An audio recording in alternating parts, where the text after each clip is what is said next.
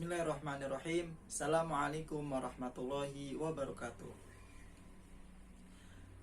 Saya Muhammad Agis Koni Hakim, bernomor NIM 2008102093. Di sini saya akan mempresentasikan pembelajaran bahasa asing yang berjudul tentang prinsip-prinsip pembelajaran.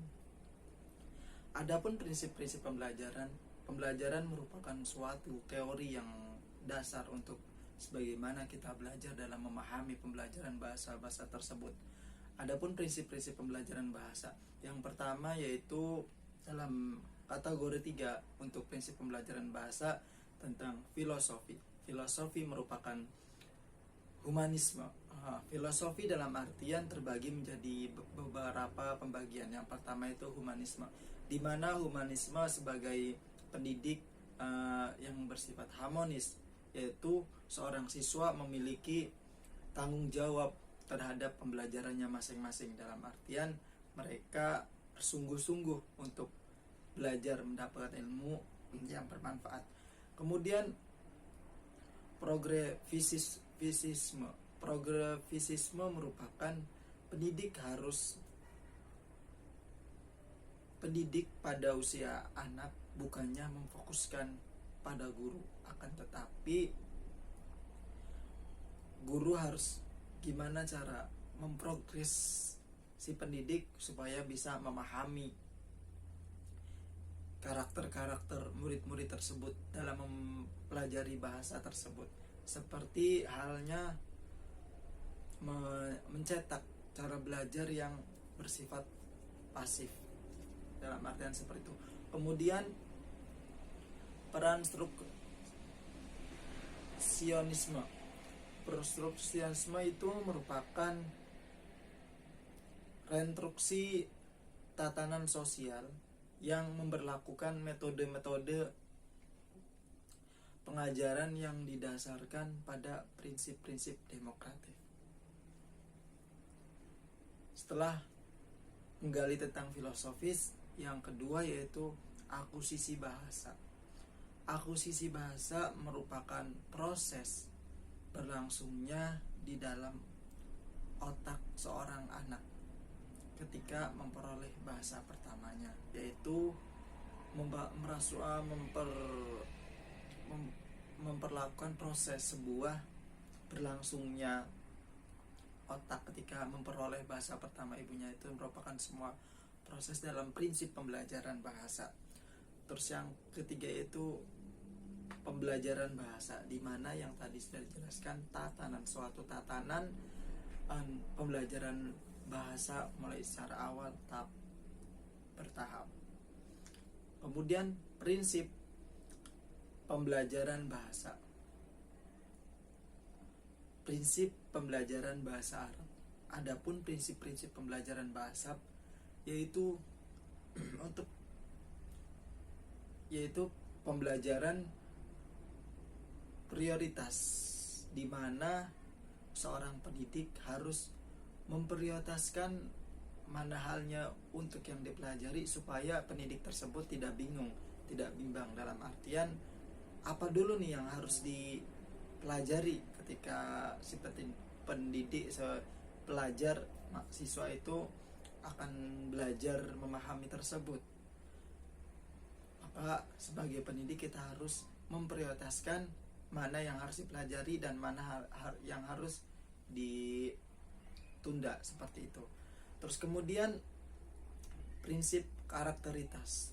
Prinsip karakteritas merupakan seorang guru hendaknya jangan bisa hanya menyalahkan peserta didik, dalam artian akan tetapi juga harus mampu melakukan pembetulan dan membiasakan pada peserta didik untuk berpikir kritis pada sintaksis, fonetik, dan lain-lain. Dalam artian berpikir tentang pembelajaran bahasa, terus pembelajaran bahasa pertamanya dan sebagai yang seharusnya dipelajari. karakteristiknya pembelajaran ini seperti ini, pembelajaran ini seperti itu. Kemudian prinsip berjenjang.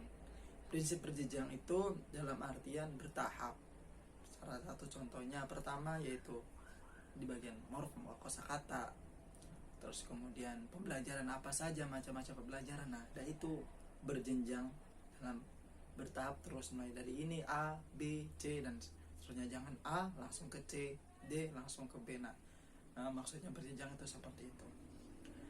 Terus kemudian prinsip utama dalam belajar bahasa asing. Yang pertama itu memotivasi belajar yang benar. Memotivasi belajar yang benar ada banyak cara memotivasi belajar si siswa supaya menjadi benar. Yang pertama kita memberikan semangat, dukungan, atau juga kita memberikan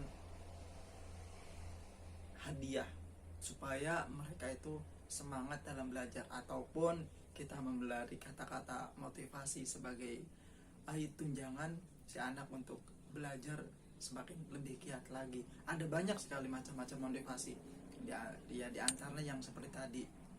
Terus kemudian rencana persiapan yang terstruktur, dalam artian rencana pembelajaran bahasa itu kita secara struktur, dalam artian tidak semeraut, tidak acak-acakan. Jadi kita harus terarah. Contoh, kita menyukai